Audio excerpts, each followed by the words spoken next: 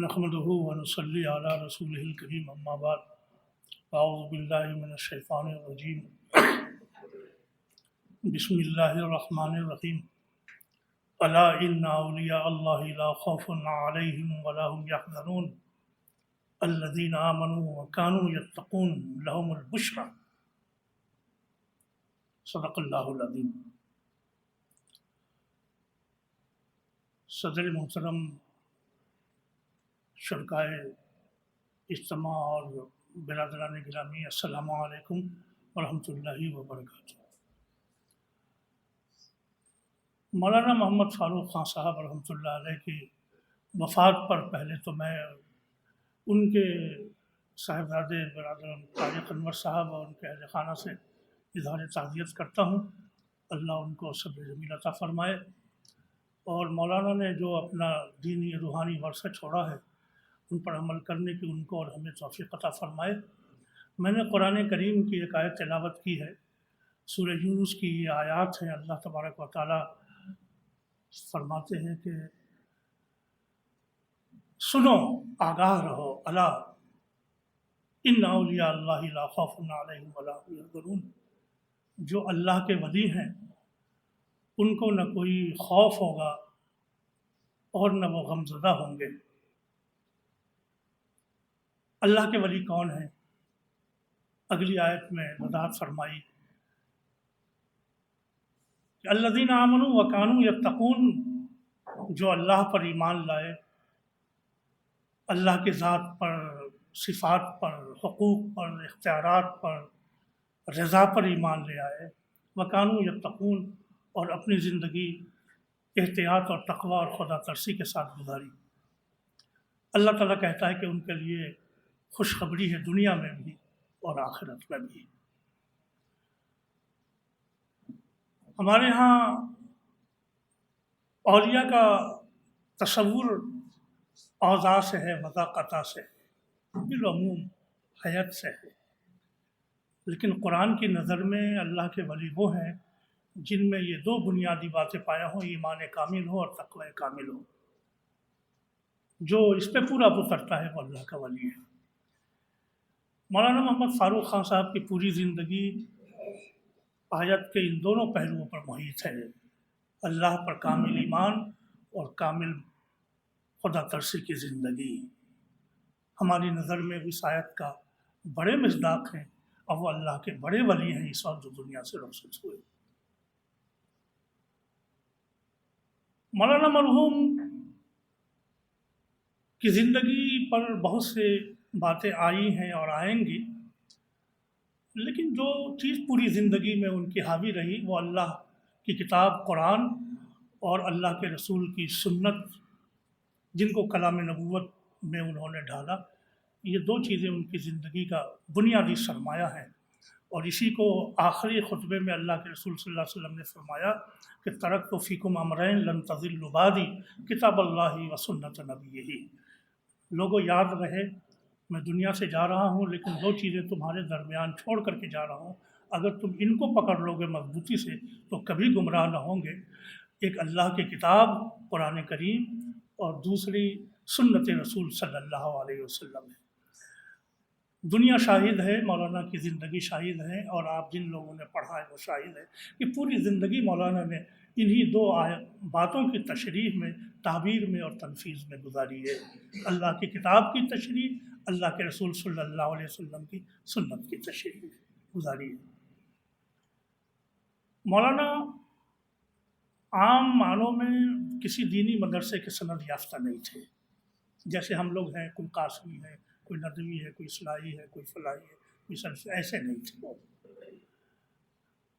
ہندی سے میں کیا تھا، اور جماعت کی درسگاہ میں جو کوہ ندا، جو کوہندہ کہلاتا ہے اعظم گڑھ کا، وہاں وہ مدرس ہوئے تھے۔ مولانا کو یہ احساس ہوا، جن لوگوں کے درمیان تھے وہ جماعت کے لوگ تھے، کہ دین کو سمجھنے کے لیے، دین کو گہرائی سے پڑھنے کے لیے ہمیں عربی زبان سیکھنی چاہیے۔ مولانا مودودی کا لٹریچر انہوں نے پڑھا، متاثر ہوئے، خاص طور سے دین کے حرکی تصور سے، جس کو ہم تحریکی تصور کہتے ہیں، متاثر ہوئے، جماعت کے رکن بھی ہو گئے۔ لیکن جو اصل طلب تھی ان کی عربی زبان کو سیکھنے کی، تاکہ قرآن اور حدیث کو سمجھ کر کے اسلام کے مصادر اولیہ سے استفادہ کر سکے، براہ راست قرآن و حدیث کو سمجھ سکے۔ یہ مولانا کی خواہش اور طلب تھی۔ خوش قسمتی مولانا کی یہ تھی کہ ان کو دو عالم مل گئے، ایک عاشق قرآن مولانا اختر احسن اصلاحی صاحب کے صاحبزادے مولانا غالب احسن اصلاحی صاحب، اور دوسرے ایک بڑے صاحب دل عالم دین مولانا اقبال قاسمی صاحب، جو بعد میں جامعۃ الفلاح چلے گئے تھے۔ انہوں نے عربی ان کو سکھائی۔ قرآن کریم وہاں سے مولانا رامپور جب تشریف لائے تو رامپور آنے کی وجہ تو یہ ہوئی کہ مولانا ابو سلیم عبدالحی صاحب نے قرآن کے ترجمے کی ضرورت تھی۔ اسٹال پہ کسی غیر مسلم نے ہندی ترجمہ مانگا، ان کے پاس تھا نہیں، تو یہ فکر ہوئی کہ غیر مسلموں تک قرآن کو پہنچانے کے لیے قرآن کا ترجمہ ہونا چاہیے۔ مولانا کوثر یزدانی صاحب نے نشاندہی کی ان کی مولانا فاروق خان صاحب کی، انہوں نے کہا چھٹی لے کے آئیے 1 مہینے میں، کچھ ترجمہ کر کے دکھائیے۔ مولانا نے ترجمہ کیا، سورہ بقرہ سورہ آل عمران کا ترجمہ کیا۔ مولانا عبدالحی صاحب کا خیال ہوا کہ ترجمہ کیسا ہے، اس کے لیے وہاں ایک بڑے ادیب تھے اور بڑے اردو غزلیں بھی انہوں نے کہی ہیں، برق مرثیہ بھی کہیں، دیواکر راہی، پنڈت دیواکر راہی وکیل تھے اور اپنا ہندی میں اخبار بھی نکالتے تھے۔ تو یہ حضرات نے ان کو دکھایا، انہوں نے ترجمے کی تعریف کی اور کہا کہ بہت اچھا ہے۔ مولانا امانت اللہ اصلاحی صاحب، مولانا صدر الدین اصلاحی صاحبان نے قرآن کے ان مقامات کی جہاں مولانا کو ضرورت تھی ان کی اصلاح کرتے گئے، وہ ترجمہ 1966 میں شائع ہوا۔ یہ پہلا ترجمہ تھا۔ لیکن میں آپ کو ایک بات بتاؤں، یعنی جیسے اردو زبان کے سمجھنے والے پہلے بہت اچھے لوگ ہوا کرتے تھے، اب اچھی اردو بول دیں تو سروں سے گزر جاتی ہے لوگوں کی، اردو سمجھ میں نہیں آتی۔ یہ عام یہی معاملہ ہندی کا بھی ہے۔ یہ جو ہندی ترجمہ ہے جو میں نے اس زمانے میں پڑھا سے 40 سال پہلے، وہ بڑا ٹکسالی ترجمہ ہے، ادبی ترجمہ ہے، معیاری ترجمہ ہے۔ یہ بہت عام فہم ترجمہ نہیں ہے۔ اس زمانے کے لحاظ سے تو وہ عام فہم تھا، آج کے زمانے کے لحاظ سے وہ نہیں ہے، ایک معیاری ترجمہ ہے۔ دیواکر راہی صاحب نے کہا کہ ایسا بلیغ ترجمہ تو میں بھی نہیں کر سکتا، اگر میں کرتا تو۔ مولانا کا ایک ترجمہ شائع ہوا، اس ترجمے پہ 3 مقدمے ہیں۔ یہ ترجمہ موجود ہے جو 1966 میں پہلی مرتبہ شائع ہوا تھا۔ ایک مقدمہ مولانا سید ابو الاعلیٰ مودودی کا ہے، دوسرا مقدمہ مولانا وحید الدین خان صاحب کا ہے، اور تیسرا مقدمہ مولانا صدر الدین اصلاحی صاحب کا ہے۔ یہ 3 مقدمے اس پہ موجود ہیں، چھوٹے چھوٹے۔ مولانا کا تو اردو میں لکھا ہوا ہے کہ ترجمے کی ضرورت اور ہندوستانی مسلمانوں کو اسلام پھیلانے کے سلسلے میں جو ان کی ذمہ داریاں ہیں وہ، اور غیر مسلم تک پہنچنے کی جو ضرورت ہے وہ اس میں بیان کیا۔ اس کا جو اگلا ایڈیشن آیا اس میں مولانا فاروق خان صاحب رحمۃ اللہ علیہ نے جو باتیں لکھی، اس کے بعد دوسرے مقدمے میں دوسری باتیں انہوں نے اصلاح سے متعلق لکھی۔ اب یہ مقدمے شائع نہیں ہوتے، ابھی اب جو مکتبہ الاسناد سے جو ترجمہ شائع ہوتا ہے مولانا کا، اس میں سارے مقدمے غائب ہیں، کوئی چیز اس میں شامل نہیں۔ یہ ایک تجارتی ضرورت ہو سکتی ہے، ہمیں اس پہ کوئی اعتراض نہیں، لیکن مولانا نے یہی بس نہیں کیا۔ اس ترجمے نے فہم قرآن کی راہ ان پہ کھول دی، اور اس کے بعد جماعت نے ان کو ذمہ داری دی کہ مولانا سید ابو الاعلیٰ مودودی کا ترجمہ وہ کریں، چنانچہ وہ ترجمہ بھی انہوں نے کیا۔ جو ترجمہ الگ سے بھی شائع ہوا ہے اور جو ترجمہ آپ تفہیم القرآن کے اندر بھی دیکھتے ہیں، اس کا ترجمہ شائع ہے۔ اس کے بعد مولانا مرحوم نے ایک تیسرا ترجمہ اور کیا، آسان ترجمے کے نام سے اردو۔ اس زمانے کے اندر مولانا سلیمان قاسمی صاحب کا بھی ترجمہ شائع ہوا، آسان ترجمہ قرآن کے نام سے۔ لیکن عوامی ضرورت کو سامنے رکھتے ہوئے جو مولانا مودودی کا ایک ترجمہ ہے، وہ بھی اردو کا ایک ٹکسالی ترجمہ ہے۔ بقول مائل خیر آبادی کے یہ اردو مبین ہے، عربی مبین کا ترجمہ اردو مبین میں کیا گیا ہے۔ اس کو سمجھنے کے لیے بھی ایک معیار علم و فہم کی ضرورت ہے، مولانا نے آسان ترجمہ کیا۔ پھر مولانا نے پوری زندگی درس قرآن میں لگا دی۔ جامع مسجد دلی میں اور مرکز میں چتلی قبر میں جو ان کے دروس ہوتے تھے، پوری زندگی ان کے قرآن کے ترجمے سے گزر گئی۔ فہم قرآن یہ ان کا اصل یہ موضوع تھا جو پوری زندگی میں ان کے گفتگو میں یہ قرآن رچ بس گیا تھا۔ ایک موقع پہ مولانا فرمانے لگے کہ یہ جو قرآن کے پہ کچھ اعتراضات ہیں. ڈاکٹر رضی الاسلام ندوی صاحب نے حقائق اسلام لکھی ہے کہ اسلام پہ جو اعتراضات ہیں، قرآن پہ جو اعتراضات ہیں. مولانا نے ایک بات کی دلچسپ، آپ اس سے اندازہ کریں کہ مولانا کا فہم کیا تھا قرآن کا. کہنے لگے یہ جو قرآن کریم کی آیت ہے لا تبقی ولا تذر لواحۃ للبشر علیہ تسعۃ عشر، کہ یہ جو جہنم ہے یہ نہ اس کو خاکستر کرے گی اور نہ چھوڑے گی، نہ باقی رکھے، نہ زندگی دے گی نہ موت دے گی. جس کو قرآن میں دوسری جگہ یوں کہا گیا کہ ثم لا يموت ولا يحيا، کہ جہنم میں یہ جہنمی کو جو عذاب دیا جائے گا تو ان کو موت بھی نہیں آئے گی اور زندہ بھی نہیں رہیں گے. ان کے یہ تو متضاد باتیں ہیں، آدمی یا تو زندہ رہے گا یا مر جائے گا. قرآن نے یہ ایسی بات کیوں کہہ دی کہ وہ نہ زندہ رہے گا نہ مر جائے گا؟ جو بات کہی وہ سنیے، مزہ آئے گا آپ کو سن کر کے. ایک ان کا ہے کہ زندگی سکون، لذت اور مسرت کا نام ہے.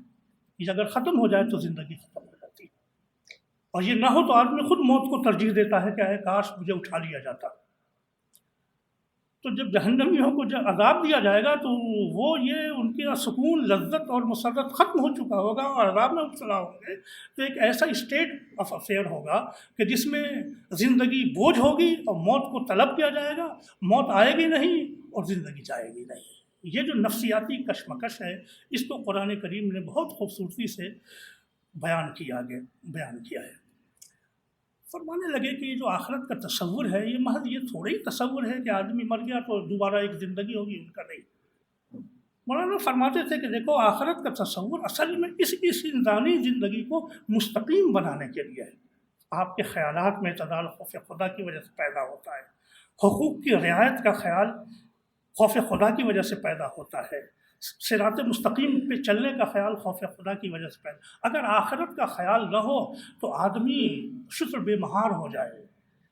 یہ زندگی، اس کی استقامت آخرت سے وابستہ ہے. اس لیے آخرت کی اہمیت وہ تو ہے ہی اپنی جگہ پر، لیکن انسانی زندگی کی استقامت کے لیے ضروری ہے. میرے استاد تھے مولانا تقی امینی صاحب رحمۃ اللہ علیہ. یہ 84، 85، 86 کی بات ہے. ایک مرتبہ دلی گئے تو مولانا سے ملنے کے لیے گئے. مولانا نے آ کر کے سنایا. انہوں نے کہا کہ میں نے فاروق خان صاحب نے پوچھا کہ نجات آسان ہے کہ مشکل؟ تو مولانا کہنے لگے کہ نجات آسان بھی ہے مشکل. تو میں نے کہا یہاں پہلی بجھا رہے ہیں مجھ کو. وہاں تقریباً صاحب بھی دلچسپ آدمی تھے. تو ان کا نہیں، نجات آسان بھی اور مشکل بھی ہے. بندہ اگر اللہ سے چالاکی کرے تو نجات مشکل ہے، اور اگر سادگی سے قبول کر لے، توبہ کرے تو نجات آسان ہے. مولانا اسے بہت کوٹ کرتے تھے. تو مولانا نے کہا کہ اچھا میاں یہ اسلام کی کوئی مختصر تعریف بتاؤ. مولانا نے جو بات کہی وہ آپ سنیے اور سر دھنیے. مولانا فاروق خان صاحب نے کہا کہ دیدہ پاک، دہن پاک، دل پاک، یہ اسلام ہے. اسلام مکمل پاکیزگی کا نام ہے. مولانا کی گفتگو میں جو معرفت کا پہلو ہے وہ بہت ابھرا ہوا ہے. میں 85 میں گیا تھا مولانا کے پاس جب چتلی قبر کے اوپر رہتے تھے. اس وقت میں شاہ ولی اللہ محمد دہلوی پہ کام کر رہا تھا. 85-86 کی بات ہے. تو مجھ کو فارسی تراجم قرآن پہ کام کرنا تھا اور شاہ ولی اللہ کے ترجمے پر کام کرنا تھا. میں نے کہا مولانا آپ بتائیے کہ فارسی کا کون آدمی دلی میں جو شاہ ولی اللہ کو زیادہ جانتا ہو؟ مولانا کا ایک آدمی ہے، اگر تم استفادہ کر لو ان سے. تو مولانا انہوں نے بتایا کہ ابو الحسن زید فاروقی صاحب ہیں یہاں، ان کی خانقاہ پیچھے موجود ہے چتلی قبر کے، لیکن وہ ذرا ملتے ویسے ہی ہیں. خیر میں گیا، مسجد اور خانقاہ بڑی سی. مولانا زندہ تھے ابو الحسن زید فاروق، دلی کے معروف شخصیات میں تھے. اب وہ پوری قدریں دلی کی ختم ہو گئی ہیں، کوئی ایسا آدمی ہے نہیں اب. میں گیا، اب ان کی خانقاہ تھی، ان سے ملا، ان کو بتایا، ان سے استفادہ کیا. بارش زوروں کی ہو رہی تھی، بات ہو گئی تو میں بیٹھا رہا. تو ان کہا کہ آپ کی بات ہو گئی، اب آپ جائیے. اب میں وہاں سے اٹھ کے آیا، باہر بارش ہو رہی تھی، کیا کرتا. تو نتیجہ ہوا کہ بھیگتا ہوا آیا. تو مولانا نے جو کہا کہ استفادہ کرنا ان سے ذرا سا. تو اس سے اندازہ کیجیے گا کہ لوگ ایسے لوگوں سے بھی مولانا جا جا کر کے ملتے تھے، استفادہ کرتے تھے۔ جو اہم بات مجھے آج کہنی ہے وہ یہ ہے،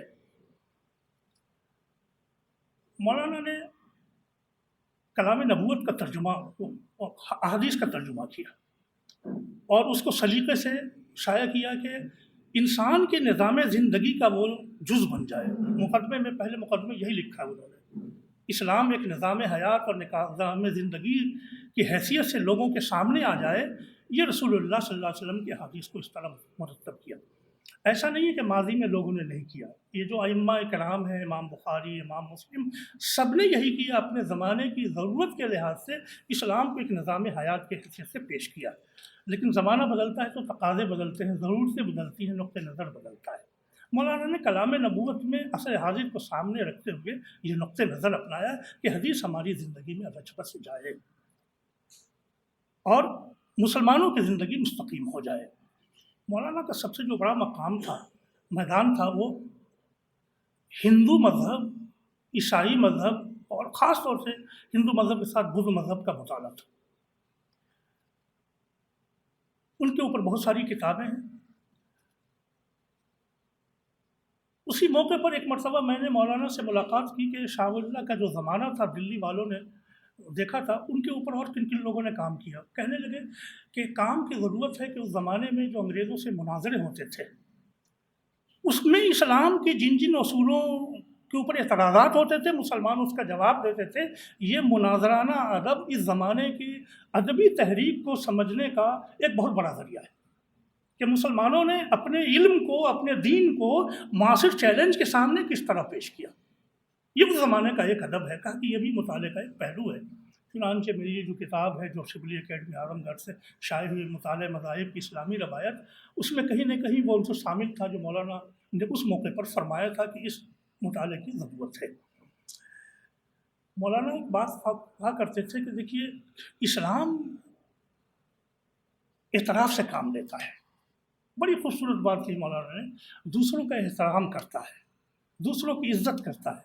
ان کا دیکھیے عیسائیوں کے بارے میں قرآن نے کیا کہا، وَإِذَا سَمِعُوا مَا أُنزِلَ إِلَى الرَّسُولِ تَرَىٰ أَعْيُنَهُمْ تَفِيضُ مِنَ الدَّمْعِ۔ اتنا بڑا اعتراف دنیا میں کسی مذہب نے کسی دوسرے مذہب کا نہیں کیا۔ جو قرآن نے کہا کہ یہ عیسائی جب یہ اللہ کا کلام سنتے ہیں تو ان کی آنکھوں سے آنسو جاری ہو جاتا ہے۔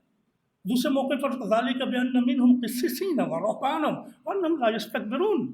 ان میں علماء ہیں، ان میں فقہاء ہیں، ان میں دانشور ہیں، ان میں استکبار نہیں ہے۔ دنیا کا سب سے عظیم مذہب اسلام اس لیے ہے کہ اس کے دل میں پوری انسانیت سمائی ہوئی ہے اور اللہ کا پورا پیغام سمایا ہوا ہے۔ وہ دوسروں کا اس طرح احترام کرتے ہیں۔ ان کہا کہ اس وقت ہماری ضرورت یہ ہے کہ ہم ہندوستانی مذاہب کا اور ان کے لوگوں کا بھی احترام کریں تاکہ ہم ان تک پہنچ سکیں۔ جماعت کے کچھ رفقا ان کے پاس گئے تھے، نصیحت کیجیے۔ مولانا نے فرمایا کہ دیکھیے، جب آپ کسی علاقے میں جائیں تو صرف اپنے ارکان سے نہ ملیں، اپنے رفقا سے نہ ملیں، غیر مسلموں سے ملاقات کریں۔ آپ کے اخلاق کا اثر ہوگا، آپ کے دین کے لیے راہیں کھلیں گی۔ مولانا کا ہندو مذہب کا جو مطالعہ ہے وہ ایک دعوتی نقطہ نظر، علمی پہلو اس کا الگ ہے، دعوتی نقطہ نظر اس کا الگ ہے۔ ان دونوں پہلوؤں سے ہم پر، ہندوستانی مسلمانوں پر یہ ذمہ داری عائد ہوتی ہے کہ ہم اس کو ٹرانسلیٹ کریں عملی زندگی کے اندر اور غیر مسلموں تک ان کو پہنچانے کی کوشش کریں۔ بدھ مت کے متعلق ایک بات مولانا نے کہی کہ ایک موقع پہ ایک بدھ پروفیسر کا لیکچر ہوا آکسفورڈ میں، تو لوگوں نے سوال کیا کیا بدھ کے لوگ یہ سمجھتے ہیں کہ بدھ دیو کی جو لاٹ ہے اس کو اٹھا کے پھینکنی چاہیے، کتابیں جلا دینی چاہیے؟ تو جو بدھ فقش پروفیسر صاحب تھے انہوں نے سوچا اور کہا، ہاں لیکن کتابیں آپ وہی جلا سکتے ہیں جو آپ کے پاس ہوں، لاٹ وہی آپ جلا سکتے ہیں جو آپ کی ملکیت ہوں۔ آپ نے ابھی تک اس کا مطلب نہیں سمجھا ہوگا، میں نے بھی نہیں سمجھا۔ مولانا تشریح کی، مولانا نے کہا کہ جب تک آپ کسی مذہب پر حاوی نہ ہو جائیں، ان کے افکار پر حاوی نہ ہو جائیں، آپ ان کا انکار یا ان کا ڈسکارڈ کر نہیں سکتے۔ تو پہلے اس کو سمجھیے، سمجھنے کا مرحلہ ہے، اس کے بعد آپ طے کیجیے کہ کیا چیز نکالنی ہے، کیا چیز رکھنی ہے۔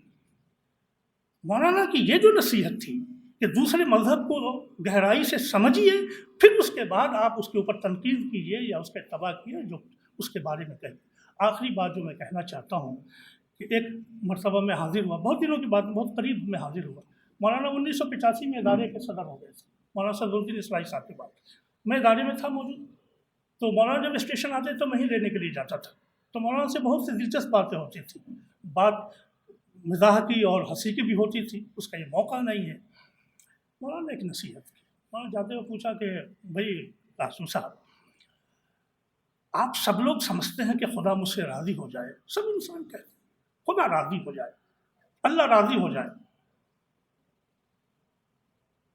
لیکن آپ بھی اللہ سے راضی ہیں، یہ طے کرنا ہے آپ کو۔